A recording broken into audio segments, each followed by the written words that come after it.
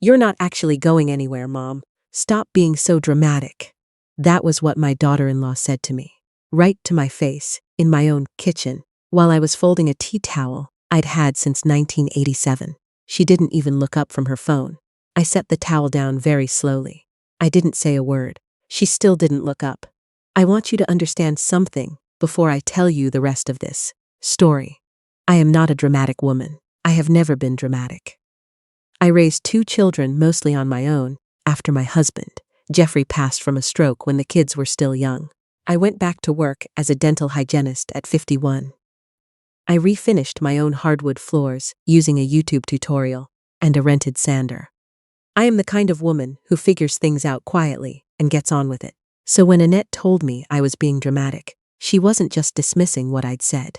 She was dismissing 63 years of a woman who had never once been dramatic a day in her life. But I'm getting ahead of myself. Let me back up to where this really started. My son Liam came to me in October. He and Annette had been married for 4 years by then, and they'd been renting a place in Mississauga, a 2-bedroom apartment that I always thought was perfectly fine, though Annette made a point of describing it as depressing whenever it came up in conversation. Liam called me on a Thursday evening, which was unusual because Liam was more of a texter. When the phone rang and I saw his name, I felt that small nervous flutter you never quite lose as a mother, no matter how old your children get. "Mom," he said, "we've run into a bit of a situation." Annette had left her marketing job. She hadn't been fired. She'd resigned, which I only learned much later. At the time, Liam said she was between opportunities, which I recognized as the phrase people use when they want something to sound intentional that wasn't. Liam was working in logistics, good steady work, but their rent was $1,200 a month more than what he made. Once you accounted for groceries and the car payments and the other things that add up so quickly when you're young and haven't yet learned how to say no to yourself. He asked if they could stay with me. "Just for a few months," he said. "Just until Annette found something and they got back on their feet." What mother says no to that? I told him yes. Of course I told him yes. I have a 3-bedroom house in Burlington that Jeffrey and I bought in 1998, when Burlington still felt like the kind of place where a dental hygienist and a high school vice principal could afford to put down roots. Jeffrey died in 2009. The house had been just mine for 14 years by then. I had my routines, my garden, my Thursday night book club with Rhonda and Patrice, my cat Maurice, who tolerated guests poorly. But it was my son.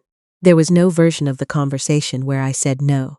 They moved in the second weekend of November, which meant moving in winter, which meant wet boots in the front hallway, and a cold that never quite left the mudroom for the next 4 months.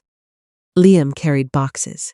Annette directed where things should go, including in rooms that were not the guest room, including furniture that was not theirs. The first thing I noticed was the living room.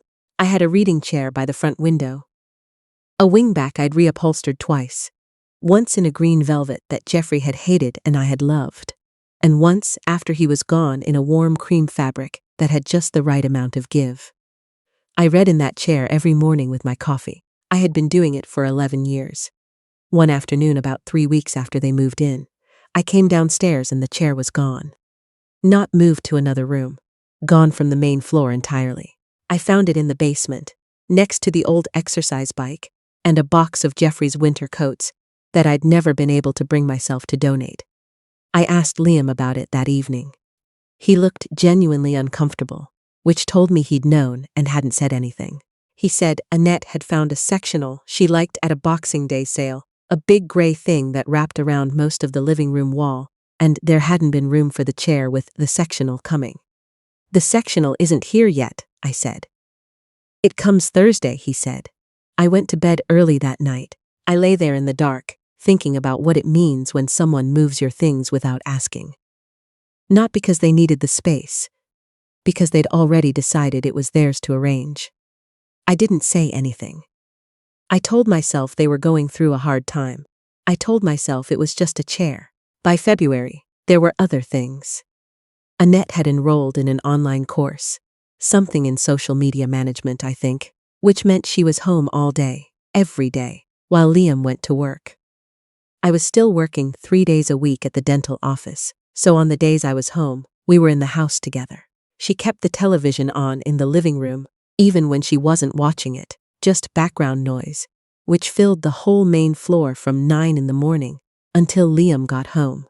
Maurice, who was 14 and arthritic and needed quiet, started spending all his time in my bedroom with the door closed. She began leaving dishes.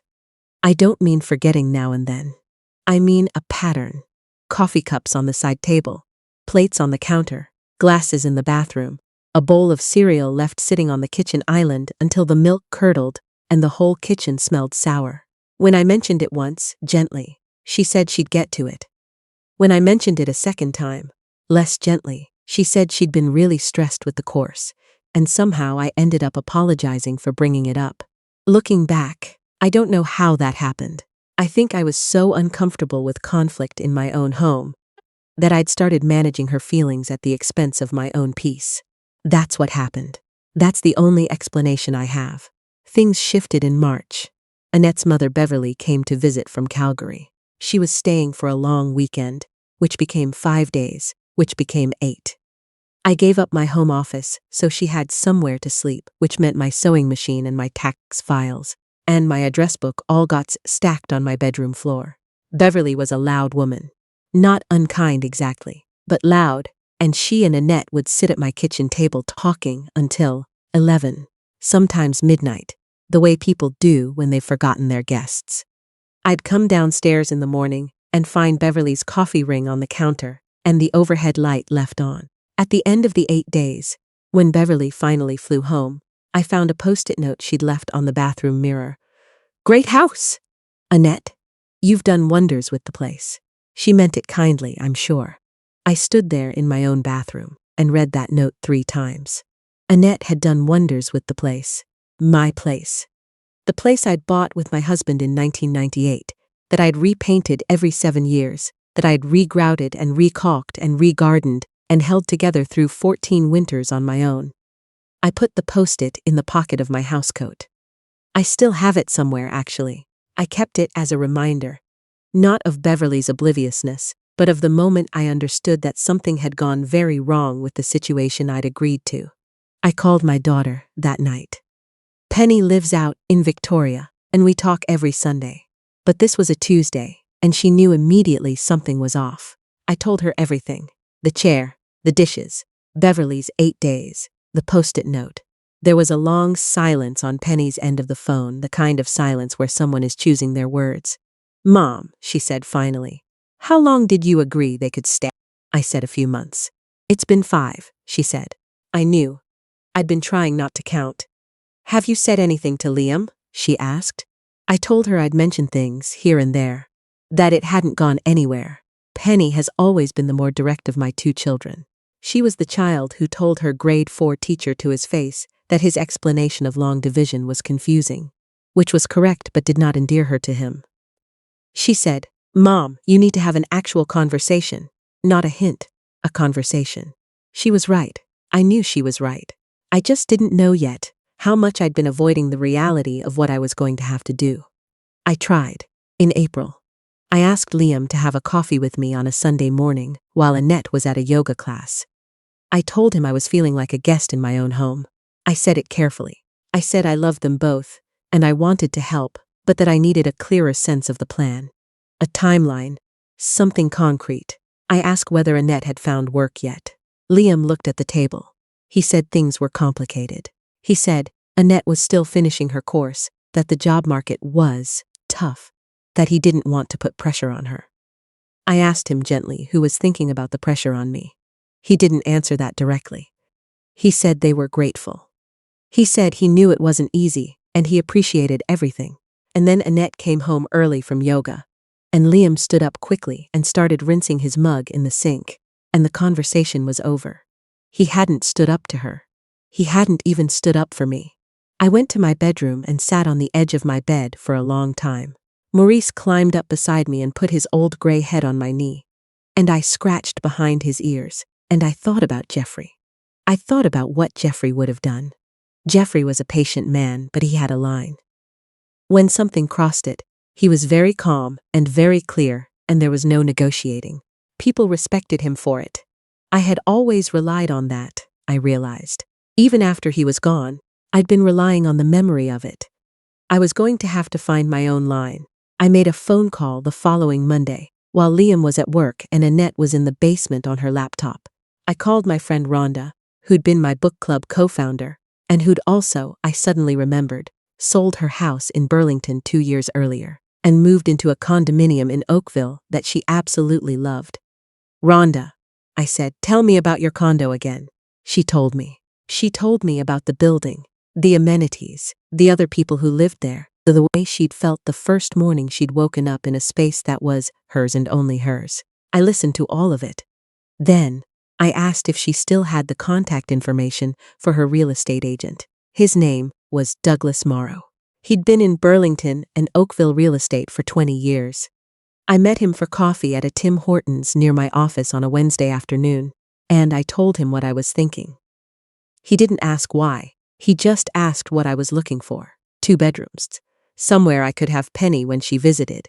Ground floor or elevator access because of my knee. A balcony if possible. I wanted somewhere to put containers of herbs in the summer. A building that allowed cats. He said he had 3 units to show me the following Saturday. I didn't tell Liam. I didn't tell Annette. I told Rhonda, and I told Penny on our Sunday call. And Penny said, "Mom, I'm so proud of you," and started crying, which made me cry, and we sat on the phone crying together for about 4 minutes, which felt a bit ridiculous and also completely necessary. The second unit Douglas showed me on that Saturday was a corner unit on the 7th floor of a building in Aldershot, right near the GO station. 2 bedrooms, 2 bathrooms, a galley kitchen with a gas stove, and a wraparound balcony that faced southeast. The light was extraordinary. It came in the way light comes in when nothing is blocking it. Wide and clean and generous. I stood on the balcony in my coat with my hands on the railing, and I thought, I could drink my coffee here every morning. I made an offer that afternoon. There were negotiations. There always are, and I won't bore you with the details. What I'll tell you is that by the middle of May, I had a signed purchase agreement and a possession date of July 3rd. I called Penny the night I signed, and she whooped loud enough that I had to hold the phone away from my ear. I still hadn't said anything at home. I want you to understand why. It wasn't cowardice exactly, though I did feel some of that. It was that I needed the thing to be real before I could say it out loud. I needed to know I wasn't bluffing, wasn't threatening, wasn't asking for anything. When I told Liam, I needed it to already be done. I told him on a Thursday evening in the 2nd week of June. Annette was home. She was always home. And they were both in the living room on the gray sectional. The television was on. I stood in the doorway and asked if I could talk to them, and something about my voice made Liam sit up straighter. I said I had found a condo. I said I was moving in July. I said I'd been thinking about it for a while and the decision was made. The room went quiet. Liam said, "What?" Annette said, "You're not actually going anywhere, Mom. Stop being so dramatic." She still hadn't looked up from her phone. I looked at Liam. I waited for him to say something. He was looking at me with an expression I hadn't seen on his face since he was about 11 years old and had broken a window playing ball in the backyard and was trying to figure out how serious the consequences were going to be. He said, "Mom, we didn't know you were unhappy," I said very quietly. "Liam, you knew." He looked at the floor. I told them the possession date was July 3rd. I told them that gave them just over 3 weeks to make arrangements, and that I had already spoken with a real estate lawyer. And there was nothing complicated about the process. I said I was sorry it was short notice, and I meant it sincerely. Not because I felt I owed them more time, but because I'm not a cruel woman. I didn't want to hurt Liam. Annette finally put down her phone. She looked at me with an expression I can only describe as genuinely baffled. The look of someone who has just discovered that the rules they thought applied have been revised without their input. "Where are we supposed to go?" she said. I said I didn't know, but I was confident they'd figure it out. Liam was resourceful. He'd grown up watching me be resourceful. I went upstairs and sat in my bedroom. I could hear them talking in hushed, urgent voices below. At one point, Annette's voice rose and then came back down. I scratched Maurice behind the ears and told him we were going somewhere with a balcony, and he blinked at me the way cats do when they're humoring you. In the days that followed, there were several conversations, some of which went better than others. Annette came to me on a Friday morning when Liam was at work. She sat at the kitchen table with her hands around a mug of coffee she'd made, without asking if I wanted any, which was so perfectly on brand for her that I almost had to look away to keep a straight face. She said she thought we'd had an understanding. She said she thought this was a long-term arrangement. I said I had never said that. She said she had assumed. I said very gently that I thought that might be part of the issue. She blinked. I don't think she was used to having her assumptions named so plainly. I told her I genuinely wished her well. I said I hoped she found work that suited her, and that I hoped she and Liam found a place they loved. I said I bore her no ill will, which was true, more or less, once you allowed for the 8 days of Beverly and the post-it note and my reading chair in the basement. Liam was harder. He came to me one evening near the end of June. He sat across the kitchen table from me the way he used to sit when he'd done something wrong as a child. Sort of caved in, shoulders forward. He said he was sorry. Not for specific things, just generally sorry, which wasn't quite enough, but was also more than I'd expected. And I accepted it in the spirit it was offered. He asked if I was really happy about this, or just angry. I said I was both, and that the two things weren't mutually exclusive. He almost smiled at that. He has Jeffrey's eyes, my Liam. He looked at me and said, I didn't protect you. From her, I should have. I didn't say anything. Sometimes a child needs to say the true thing and have someone hear it without making it easier or harder than it is. I know, I said finally. That was all. He nodded. We sat there a while longer. I made tea. We talked about other things. A cousin getting married in the fall. A bird I'd seen in the garden that I had not been able to identify, the kind of things you talk about when the hard things have been said and you're both still there. The movers came on June 28th. I'd arranged them 3 weeks earlier, quietly, through a company Rhonda had used when she moved to Oakville. I'd expected some version of a dramatic morning. I'd half-rehearsed things I might say, expressions I might need to maintain. What actually happened was ordinary. The men arrived at 8:30 in the morning. They were professional and efficient. They had a system, and they worked it. And by noon, the furniture that was mine was gone, and what remained in the house was almost entirely the gray sectional, and Annette's things, and the stacks of Liam's work gear in the mudroom.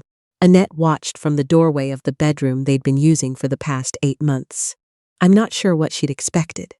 Maybe she'd expected me to waver, or negotiate, or simply not follow through. I don't know, but when the last of the boxes came down the stairs, and the last of the lamps were wrapped in moving blankets and loaded into the truck, she came to the front door. She watched the truck in the driveway. You're really doing this, she said. It wasn't a question, exactly.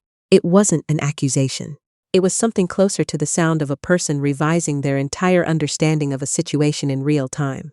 Yes, I said. I am. I picked up Maurice in his carrier. He complained loudly, which he always does, and which seemed appropriate. I didn't make a speech. I didn't need to. I hugged Liam, who held on longer than usual, and I told him I loved him, which I meant completely. I told him to call me. I told him I'd have him for dinner once I was settled. I didn't hug Annette.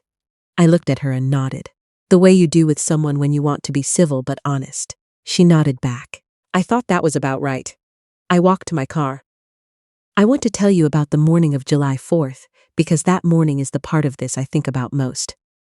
I woke up at 6:15, which is when I always wake up. The bedroom was full of boxes I hadn't finished unpacking. Maurice was asleep at the foot of the bed, already fully settled in the way that only cats and people who trust their instincts can be. I put on my housecoat, and I went to the kitchen, and I made coffee. And then I went out on the balcony. The sun was coming up over the escarpment, and the whole sky to the east was pink and pale gold, and very large. There were no other voices in the building yet. There was no television on in another room. There was the sound of birds and traffic below, and the GO train in the distance. And there was my coffee mug warm in both. And there was the light. I stood there for a long time. Penny called at 8, her time, which is 5 in the morning in Victoria, which meant she'd set an alarm to call me. She said, "How was the first night?" And I said, "Good. It was really good." And I heard her breathe out like she'd been waiting to hear that. Rhonda and her friend Taruko from the building brought me a housewarming plant. A peace lily, which I've since learned is nearly impossible to kill, which I appreciated as a practical choice. We had coffee on the balcony, all three of us, and Rhonda told a story about her own first week in her condo that made us all laugh. And Maurice came out and sat on Taruko's lap unprompted, which he has never in his life done with a stranger. And I thought, he knows. I heard from Liam in late July. He and Annette had found a 2-bedroom apartment in Hamilton. Not far, a quick drive on the 403. He said the commute to work was fine. He said it was actually nice to have their own place. He said Annette was interviewing at a company in downtown Hamilton and was feeling better about things. He said he missed me. I told him I missed him too, and I meant it. We had dinner at my place in August. I made roast chicken and the green bean salad that's been my contribution to every family gathering since 1994. Liam brought. He came alone. Not because I'd asked him to, just because that's what he chose, and I didn't ask why. We sat on the balcony until it got too cool, and then we moved inside and talked until almost 10. Before he left, he stood in my entryway with his jacket on, and he looked around the apartment, at the shelves I'd arranged, and the photos I'd hung, and my reading chair. Back from the basement, reupholstered for the 3rd time now, in a blue-green fabric I love completely, in the corner by the window. "It looks like you," he said. It did. It really did. I think the thing I want to say, if I'm being honest about why I'm even telling this story, is that I spent a long time believing that love means making room until there's no room left. That's what I'd learned, somewhere along the way, that a good mother keeps giving until the giving is the only thing anyone can see, until the giving is all she is. Jeffrey used to say, "You can't pour from an empty pitcher." He said it about his teaching, about the way he tried to save something for himself at the end of every school day. I heard him say it 100 times, and I think I understood it intellectually and missed it completely as a way of actually living. I understand it now. Annette never apologized. I haven't been holding my breath. Liam has apologized, in the way that people apologize when they know they can't undo something, but they want you to know they understand. I think that's enough. I think it has to be enough. What I know is that I wake up every morning at 6:15 in a bedroom that is exactly as I arranged it. I make my coffee. I go to the balcony. Maurice joins me eventually, moving stiffly on his old legs, and he sits in the sun and does what he's always done, which is to look out at the world with an expression of dignified indifference that I find deeply inspiring. The reading chair is in the right place. The light comes in the right way. I'm home,